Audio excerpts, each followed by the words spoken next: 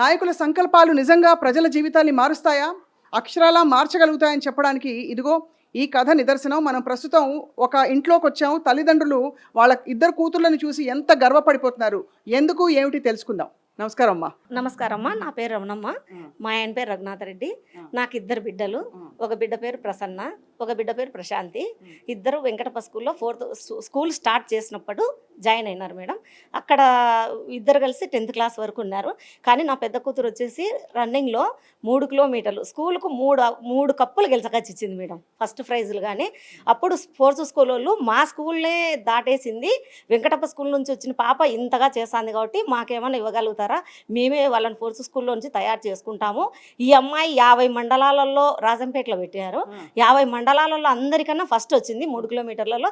ఈ అమ్మాయిని మాకు ఇస్తారంటే మేము ఇవ్వము, లేదు మేమే చదివించుకొని మేము ఇట్లా ఫోర్స్ స్కూల్లో అట్లా పంపించలేదు, స్కూల్ తరపున జాయిన్ చేయించినాము అంతే అని చెప్పేసినాము. అట్లా 3 కిలోమీటర్లు, 1500 మీటర్లు, 1000 మీటర్లు, వాలీబాల్లో, చెస్లో అన్ని దాంట్లో విన్ అయింది. 15 కప్పులు వచ్చినాయి మేడం. అవేనా? అవే మేడం, అన్నీ వెంకటప్ప స్కూల్లో నుంచి వచ్చినవి. తర్వాత ఆ అమ్మాయి వచ్చేసి గుంటూరులో ఇంటర్ చేసింది. తర్వాత సిఎస్ చేస్తానని దాంట్లో డ్రాప్ అయిపోయి ఎంబీఏ చేసి హెచ్ఆర్గా పీపుల్ టెక్లో చేసింది. తర్వాత వచ్చేసి అమెజాన్లో హెచ్ఆర్గా చేసింది. ఇప్పుడు కెనడాలో ఉంది. అయితే మ్యారేజ్ చేసుకోలే పెద్ద అమ్మాయి.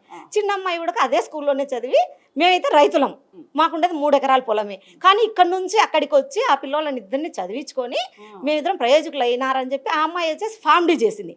ఫామ్ డీలో ఈ వెంకటప్ప స్కూల్లో నుంచి పోయిన పాప అయ్యే కాబట్టి 9.8 వచ్చింది. 9.8 వచ్చింది 10th. తర్వాత ఇంటర్లో 960 వచ్చినాయి. బైపీసీలో సీట్ రాదనుకుంటాను. తర్వాత వచ్చేసి ఫామ్ డీలో సీట్ వచ్చింది. అది కూడా junior doctor Rajasekhara Reddy sir పెట్టారు. కానీ దాన్ని మండలాల లెక్క తీసుకుంటామన్నారు. కానీ ఈరోజు అది డ్రాప్ చేసినారు మేడం. ఏ సంవత్సరం అండి ఇది? పాప పాస్ అయింది 2001లోనే మేడం. ఏ పాప మేడం? పెద్ద పాప 2011లో మేడం 10th అయిపోయింది. ఫస్ట్ స్కూల్ స్టార్టింగ్ నుంచి జాయిన్ చేసినాం, 4th క్లాస్లో జాయిన్ చేసినాము. అదే స్కూల్లోనే 10th వరకు వచ్చేసింది. తర్వాత ఇంటర్ అయిపోయి అట్లా పోయింది. మళ్ళీ అదే ఇంకా చిన్న పాపను కూడా అక్కడే చేసినాం. ఇద్దరిని ఇప్పుడు ఇద్దరు కూడా వెంకటప్ప స్కూల్లో చదివి, ఇద్దరు వెంకటప్ప స్కూల్లోనే చదివి, చిన్న అమ్మాయి వచ్చేసి ఫామ్ డీ చేసింది మేడం. రాజంపేటలో అన్నమాచార్యలో ఫామ్ డీ చేసి కడప రిమ్స్లో ప్రాక్టీస్ చేసింది. తర్వాత ఆ పాప అది అయిపోతానని కోర్స్ అయిపోతానని, కానీ ఇప్పుడు ఇట్లా మండలాలలో తీసుకోలే డాక్టర్లుగా వీళ్ళని అని చెప్పేసి ఎంబీబీఎస్ చేసిన మాకు వేరే ఆయన చెప్పారనమాట. ఎంబీబీఎస్ చేసిన వాళ్ళకన్నా వీళ్ళని తీసుకొని మండలాలలో తీసుకుంటారంట అని. కానీ ఈ పొద్దు ఆ పాప హైదరాబాద్లో జాబ్ చేస్తుంది. ఆ హైదరాబాద్లో జాబ్ చేస్తా బెస్ట్ పెర్ఫార్మెన్సర్ అవార్డు, ఈ అవార్డు తీసుకుంది మేడం. ఆ స్కూల్లో నుంచి చదివిన పాప కాబట్టి ఆ చిన్న పాపకి అవార్డు ఇచ్చారు మొన్న. వెంకటప్ప స్కూల్ గురించి చెప్పండి రఘునాథ్ రెడ్డి గారు. వెంకటప్ప స్కూల్ బాగుంది మేడం. ఎవరు పెట్టినారు ఆ స్కూల్? జగన్ సార్ రాసేటి సంశయం అయినాక భారతి మేడం మీటింగ్లో తీసుకుంది మేడం. భారతి మేడమే ఇంటర్వ్యూ చేసింది మా పిల్లలకు, ఇద్దరిని ఒకేసారి. అయితే ఒకరు తర్వాత ఒకరు అయిందని ఇంటర్వ్యూ చేసింది మేడం. లేకపోతే ఇద్దరు తీసుకోరు మేడం. అట్లా మీలాగే ఉంటారు మేడం. అవునా?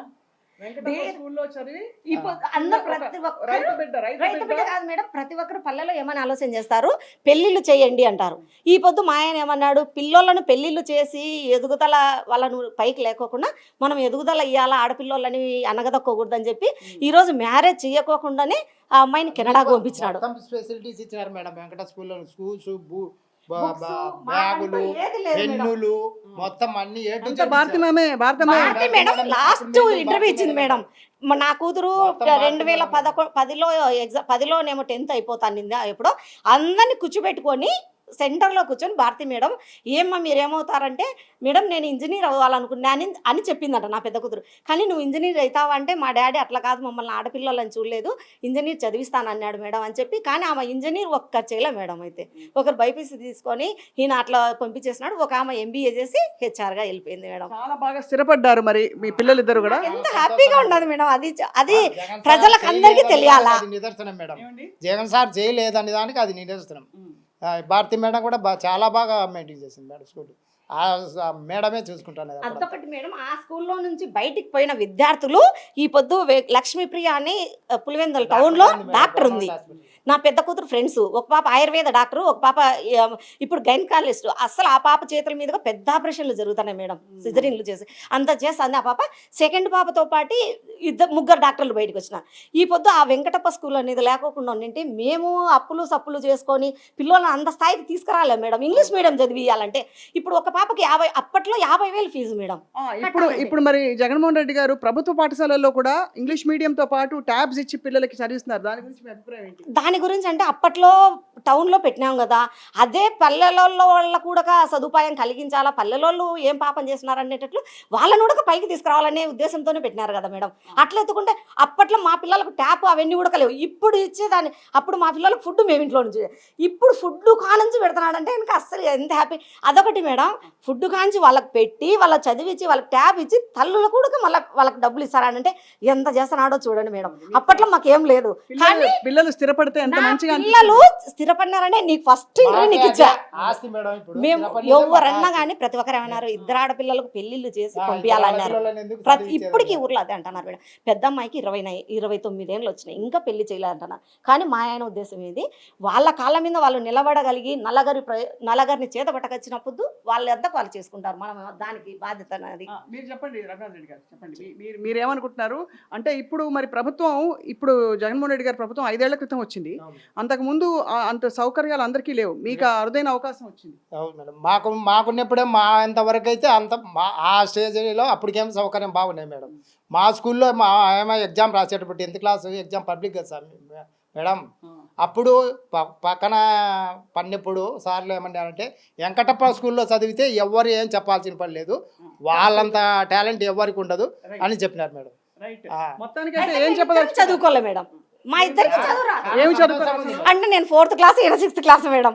ఎందుకంటే పిల్లలు ఇద్దరిని చదివించి వాళ్ళిద్దరు చెప్పి, వాళ్ళిద్దరు చదువుకుని చదువుల గురించి, వాళ్ళు బయట తిరిగే నాలెడ్జ్ గురించి అంతా మాకు చెప్పి మమ్మల్ని ప్రతి ఒక్కరు బయటికి పోతే మీరేం చదివినారంటున్నారు మేడం. కానీ మేము చెప్పుకోలేకపోతున్నా.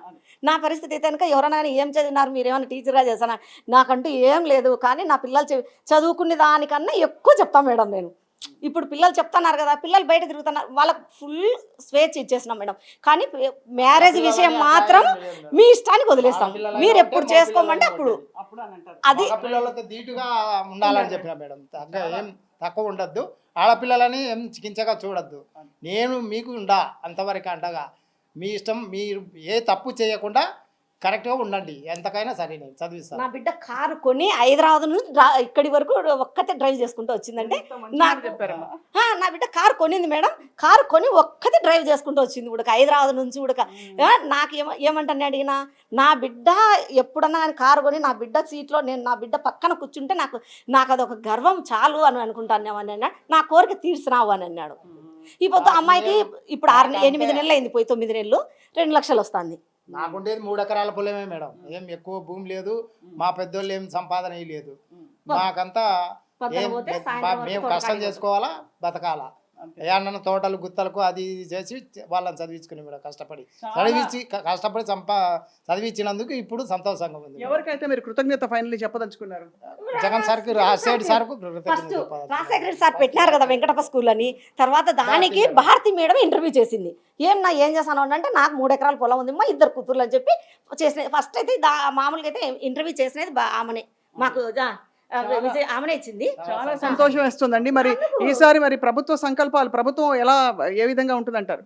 బాగుంటుంది, ఎందుకు రాదు మేడము?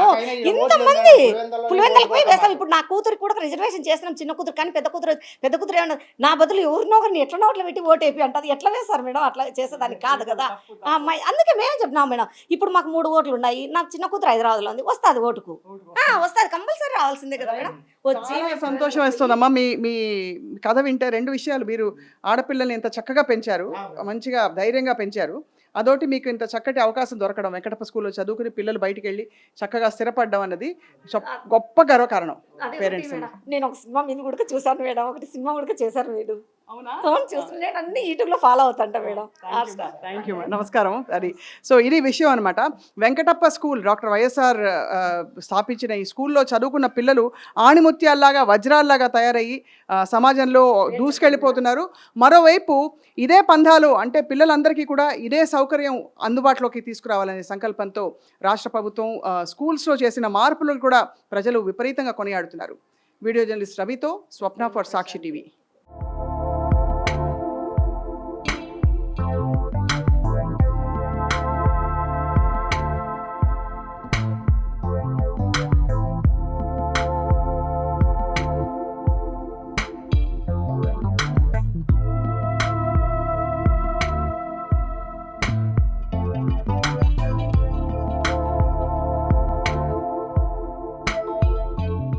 మా నమ్మకం నువ్వే జగన్. మా నమ్మకం నువ్వే జగన్. మా నమ్మకం నువ్వే జగన్.